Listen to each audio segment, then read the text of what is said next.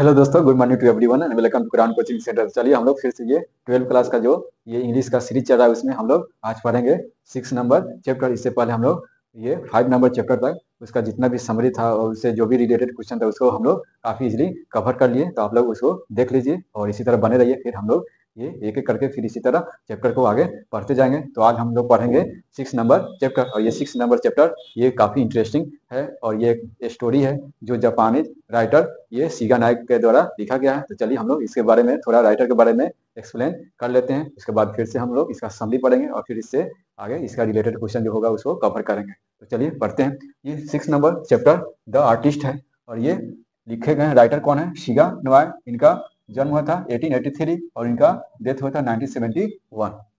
Next point है he was a well known Japanese short story writer of 20th century. तो ये 20वीं शताब्दी के ये जापान के काफी फेमस शॉर्ट स्टोरी राइटर थे।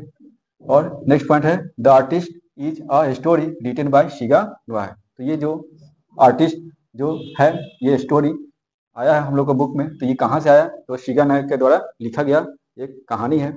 नेक्स्ट पॉइंट है in this story the writer explained. तो इस कहानी में राइटर एक्सप्लेन किए हैं about a Japanese talented boy SEBI.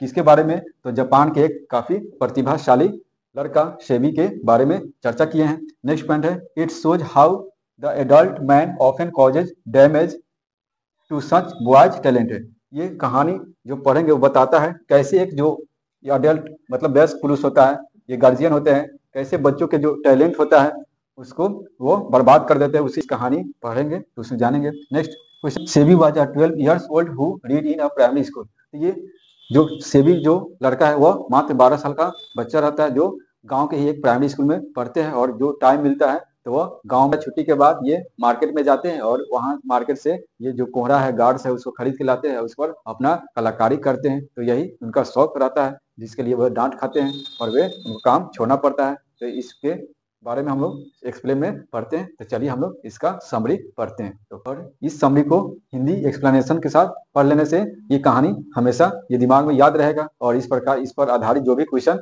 आएगा उसको हम लोग इजिली बना लेंगे। तो हिंदी ये याद होना चाहिए और हिंदी के साथ इसको इंग्लिश भी आप लोग नोट कर लीजिएगा। ये कहानी दिमाग में रहेगा, इसको समरी हम इजिली लिख सकते हैं और इससे जो भी क्वेश्चन बनेगा उसको हम लोग काफी इजिली बना सकते हैं। तो चलिए इसको एक बार हम लोग हिंदी देख लेते हैं। तो समरी ऑफ द आर्टिस्ट ये चैप्टर नंबर 6 का ये the artist is a very sensitive story written by Japanese writer Shiga Naoya. तो ये जो आर्टिस्ट ये काफी संवेदनशील कहानी है ये जो लिखा गया है शिगा नोआई के द्वारा, जापानी राइटर है। इन दिस स्टोरी इस कहानी में the writer deals with the talented boy. इस कहानी में ये टैलेंटेड लड़के सेबी के बारे में वे व्याख्या किए हैं, वर्णन किए हैं। The story shows how the adult world often causes damage to such talents. ये कहानी बताता है कि कैसे एक एडल्ट वयस्क पुरुष वयस्क आदमी या पेरेंट्स जो होते हैं अपने बच्चों के टैलेंट को कुचल देते हैं, डैमेज कर देते हैं। यही चर्चा है अकॉर्डिंग टू द स्टोरी। इस कहानी के अनुसार Seibei is a Japanese boy. तो सेबी एक जापानी लड़का है who has a peculiar hobby to collect gourd. उनके पास एक विचित्र ये शौक होता है, हॉबी होता है क्या? कलेक्ट गार्ड्स, कोहरा को ये जमा करने का। ही जनरली गोज टू मार्केट, वो सामान्यतः बाजार जाते हैं एंड बाइज अ गार्ड्स, कोहरा खरीद कर लाते हैं। ही ब्रिंग्स इट, इसे लाने के बाद फर्स्ट ही मेक्स अ नीट होल, इसे लाने के बाद कोहरे के सबसे ऊपरी भाग में एक टॉप पर क्या होता है एक होल करते हैं एंड एक्सट्रैक्ट द सीड, उसे जितना भी कोहरा के अंदर बीज रहता है उसको बाहर निकाल लेते हैं। आफ्टर दैट, इसके बाद ही यूज टी लिप्स, उसके बाद उस पर ये टी लिप्स मतलब चाय के पत्ती का यूज करते हैं। Get rid of the unpleasant guard smell, जो बीज निकालने के बाद जो स्मेल आता है वह अनप्लीजेंट, उसको दूर करने के लिए वह चाय की पत्ती का यूज करते हैं। एट लास्ट, तब अंत में ही polish the surface with wine, तब जो ये उनके घर में उनके जो फादर वो शराब जो पिए रहते हैं, कुछ बचा रहता है उसी शराब से उसके कोहरे पर सब क्या पॉलिश करके उसको काफी स्मूथ बना देते हैं। Next Seibei was a 12 years old boy. जो सेबी है 12 साल के बच्चे हैं। Who lived in harbour town and read in a primary school. वो 12 साल के बच्चा है जो कहाँ रहते थे? हार्बर टाउन मतलब जो समुद्र के किनारे वाला जो वो शहर था, उसी शहर के किनारे रहते थे। Read in a primary school, और एक प्राइमरी स्कूल में वह पढ़ते थे। He does not like to play with other children, वह अन्य दूसरे बच्चों के साथ खेलना नहीं चाहते थे। He usually wander about the town looking for guards, वह सामान्यतः जब भी टाइम मिलता था वे मार्केट में घूमते रहते थे, और किस खोज में, लुकिंग गार्ड्स, वह कोहरे की खोज में वह घूमते रहते थे।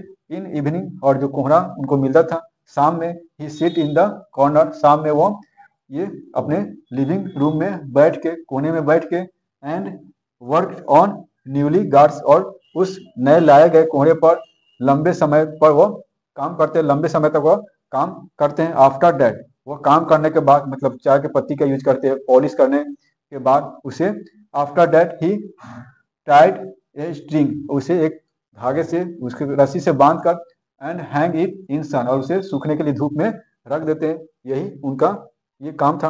वन डे, एक दिन, ही वेंट टू स्कूल, एक दिन क्या है वह स्कूल चले गए, विथ अ गार्ड, कोहरा लेते हैं वह स्कूल चले गए, and started polish in during the class, और क्लास होने के दौरान ही वह अपना काम करने लगे, पॉलिश करने लगे।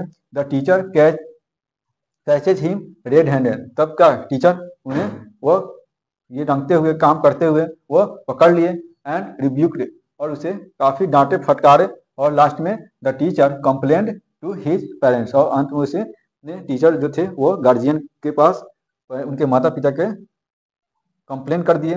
देन हिज फादर, तब उनके पिताजी बीट हिम, काफी उन्हें पिटाई किए, and smashed all the guards, और सभी स्मैश कर दिए, मतलब जितने भी वो जमा किए थे कोहरे, सभी को वह कुचल दिए, तोड़ फोड़ दिए। हिज फादर फोर्स, और उनके पिताजी ये दबाव डाल के बोले, Seibei to give up collecting gourds, ये कोहरा जमा करने का जो उनका हैबिट बन गया उसको छोड़ने के लिए फोर्सली क्या किए, वह दबाव डाले और वार्निंग दिए। Now he begins making picture and became a artist, तो क्या हुए, अब वो पिक्चर बनाना शुरू कर दिए कलेक्टिंग गार्ड्स को छोड़कर, और धीरे धीरे वे एक अच्छा आर्टिस्ट बन गए, तरह तरह के क्या पिक्चर बनाने लगे।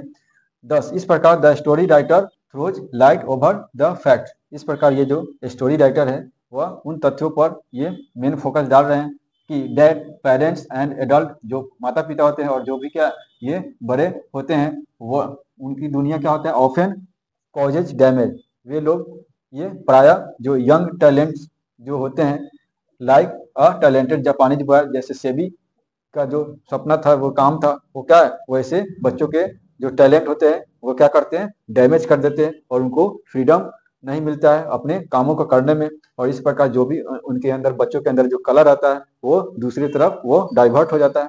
तो बच्चों के जो अंदर जो कला है, जो आर्ट है, उसको बढ़ावा देने के लिए ये क्या जो राइटर है वो बोल रहे हैं, जो बच्चे में जो आर्ट है, कला है, उसको फ्रीडम देना चाहिए और उसको दूसरी तरफ डाइवर्ट नहीं करना चाहिए। तो इस प्रकार ये पूरे चैप्टर का समरी है, और इससे रिलेटेड जो भी क्वेश्चन अब आएगा हम लोग आसानी से इसको कवर कर लेंगे, कंप्लीट कर लेंगे। इस प्रकार इसको नोट करके याद कर लीजिए। Okay, thank you for watching video, फिर नेक्स्ट क्लास में मिलते हैं।